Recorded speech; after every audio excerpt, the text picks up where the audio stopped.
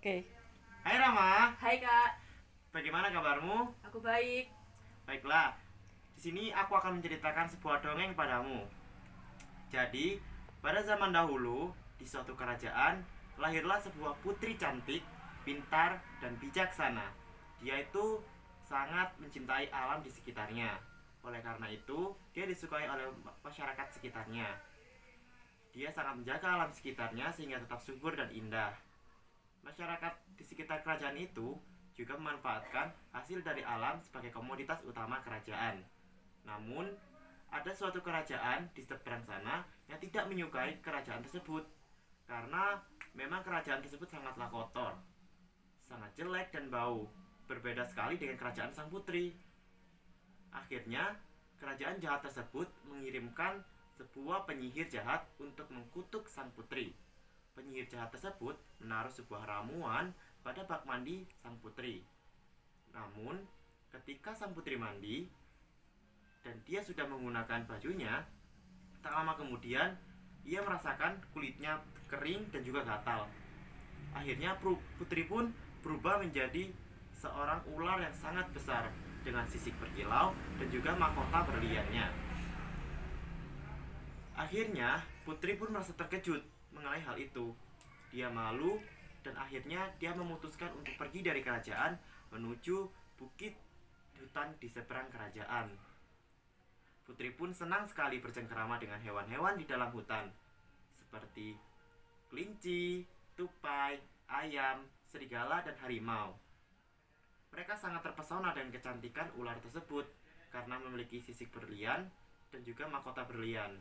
Akhirnya dia memanggilnya sebagai Ratu Ular. Namun, tak lama kemudian setelah matahari terbenam, seorang putri yang berubah jadi ular tersebut akan kembali lagi menjadi sosok putri yang sebenarnya. Penduduk dari hutan pun merasa terkejut. Kelinci pun berkata, "Wah, kenapa bisa seperti itu? Kenapa bisa berubah menjadi seperti manusia?" Tupai pun menjawab kemudian, "Wah, ternyata ular tadi jika berubah menjadi putri sangatlah cantik." Akhirnya putri pun menjawab, "Memang kutukanku ini tidak selamanya akan menjadi ular. Namun ketika matahari terbenam, aku akan menjadi putri dan kembali seperti sedia kala." Putri pun merasa bersedih akan hal itu. Namun harimau pun menjawab sang putri, "Tidak usah takut putri, kami akan selalu menjagamu dan akan selalu menjaga hutan ini bersamamu." Penduduk dari hutan sangat bergembira akan keberanian dan juga ketekatan sang putri untuk menjaga alam semesta dan juga alam lingkungan di sekitar hutan.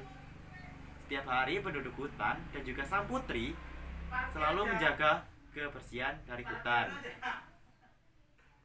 Suatu hari, tak lama kemudian, banyak sekali prajurit datang ke dalam hutan. Prajurit tersebut berasal dari kerajaan jahat tersebut. Prajurit itu sangat bertindak tidak sopan. Mereka menebang hutan secara liar, membuang sampah sembarangan, membunuh hewan untuk mengambil kulit dan juga gadingnya. Mendengar hal itu, putri hutan atau si ratu ular tadi sangatlah marah dengan hal tersebut karena prajurit tersebut merusak alam dan lingkungan di sekitarnya. Akhirnya sang putri ular pun datang dengan berbentuk sosok ular yang sangat besar mendatangi perkemahan para prajurit tersebut dan mengatakan, "Aku adalah pemilik dan pelindung hutan ini. Aku adalah ratu ular." "Ah, siapa itu? Kenapa ada ular yang bisa berbicara manusia?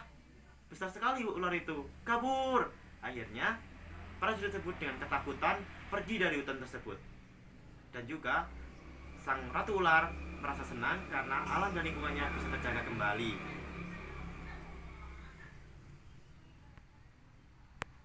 Oke. Tak lama setelah kejadian para prajurit pergi dari hutan, sekitar 1 minggu kemudian, mereka datang kembali dengan pasukan yang sangat besar. Mereka ingin menemukan dan menangkap sang ratu ular tersebut. Akhirnya Mereka masuk ke dalam hutan secara bersama-sama dengan banyak sekali pasukan. Mendengar hal tersebut, Ratu Ular tidak takut. Dia dibantu oleh banyak sekali penduduk-penduduk hutan dan dia akan menghadang para prajurit tersebut. Namun, kekuatan dari penduduk hutan tidak sebanding dengan kemampuan dari para prajurit tersebut. Akhirnya, dia berhasil menembus di tengah hutan dan menemukan Ratu Ular. Itu dia, ular yang aku cari, kata raja jahat tersebut. Dan akhirnya, ular tersebut dipanah dan juga ditangkap menggunakan jaring. Ratu Ular pun tidak dapat berlaku apa-apa dan tidak berdaya. Namun, tak lama kemudian, ada seorang pangeran tampan dari kerajaan utara yang datang ke tengah hutan. Pangeran tampan dari kerajaan utara ini terkenal sebagai orang yang sangat peduli sekali dengan lingkungan. Akhirnya dia berkata, "Lepaskan ular besar tersebut," kata sang pangeran. Namun kata sang raja jahat, "Tidak, aku adalah orang yang pertama kali menemukan ular ini. Tidak akan kulepaskan karena ini adalah milikku." Kata sang pangeran, "Lepaskan dia untuk menjaga alam lingkungan sekitar ini. Kalau tidak, marilah kita bertarung. Serang!" kata sang pangeran tampan tersebut. Akhirnya kedua belah pihak dari kedua kerajaan tersebut berperang. Pangeran di pihak yang baik dan juga kerajaan tersebut di pihak yang jahat. Tak lama setelah pertempuran tersebut, akhirnya pangeran yang baik pun menang dan berhasil mengusir para prajurit dari kerajaan jahat tersebut. Akhirnya dia melihat sang ular tersebut dan melepaskan ikatan yang berada dari ular tersebut. Namun sayangnya sang putri ular mengalami luka yang sangat parah. Dia sangat tidak berdaya dan dia juga sedang sekarat. Mendengar hal tersebut, para penduduk hutan pun merasa bersedih dan juga menangis. Sang tupai pun berkata, "Tidak mungkin, apa yang terjadi pada putriku? Tidak mungkin semua ini terjadi." Dia pun merasa bersedih dan juga pangeran pun merasa bersedih. Akhirnya pangeran pun meneteskan air mata pertamanya kepada sang ular besar tersebut. Tak lama setelah dia menangis dan saat air matanya menetes kepada pipi sang ular tersebut, maka muncullah bercak cahaya yang sangat besar dan sangat menyilaukan penduduk hutan tersebut. Dan tak lama kemudian, sosok ular besar tersebut berubah menjadi seorang putri yang sangat cantik seperti sedia kala. Dia adalah putri yang sebenarnya, putri dari kerajaan yang sangat baik dan bijaksana. Melihat hal tersebut, sang pangeran pun sangat terkejut. Wah, cantik sekali. Dia terpesona dengan kecantikan sang putri. Tak lama kemudian, mereka pun kembali ke kerajaan masing-masing. Kerajaan sang putri pun merasa sangat bahagia. Mereka merasa putrinya kembali dan mereka sangat bangga. Putri yang mereka cari selama ini telah kembali ke kerajaan mereka. Tak lama setelah itu, sang putri memutuskan untuk menikah dengan pangeran dari kerajaan utara tersebut. Mereka berjanji akan melindungi dan juga melestarikan alam semesta ini.